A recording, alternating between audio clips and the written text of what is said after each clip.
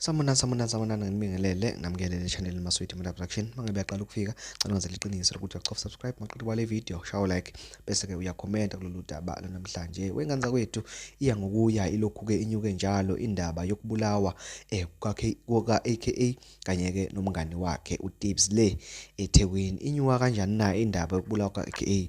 Inyuka ke manje sekuvela ke igama leCaba Brothers enkantolo livezwa ke umphenyi umseshi ophezulu kakhulu ke kuleli cala. Uthi ke mayiphenya umseshi uthola ukuthi ke lo 800,000 owakhokhelwa inkabi unikezwa umziwa kwaGwabini owaye ucoordinator ukubulawa ka-AKA ngokwensolo.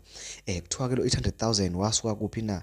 Wasuka kwinkampani engaphansi komunye weCaba Brothers okungubani okungumfunda wakaCaba.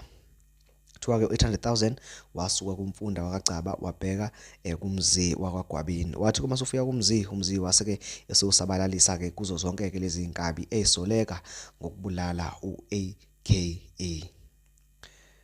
Ngokwalomseshi ke ophezulu kangaka usengenelele kuleli cala kuvela ukuthi ke lensizwa umzi kwathi kuqedwa ukushawa uAKA le eThekwini yase ke sifonela umfokagcaba kwasukuthi ke ngakusasa ngo-2:30 kanje ngo-2:15 yase ke isingena ke le mali engu-800,000. Yena ke emva lapho ubeke eseyisabalalisa ke eseyinikeza zonke lezi inkabi ezisolekayo ekufeni kuka-AKA kanye nomngani wakhe. Nganza kwethu lezi ke emfishane kakhulu udaba olugcwele nalo kule video elandelayo. Ngiyacabanga ukuthi ke mawukuthi ufuna ukwazi kabanzi ukuthi ke bayenza kanjani kanti futhi ke nokuthi ubani owaphula itrigger, ubani owadubula, kuzokusiza ukuthi ke ungenelele kule video elandelayo bese ke ungicofela usubscribe. Ngiyabonga.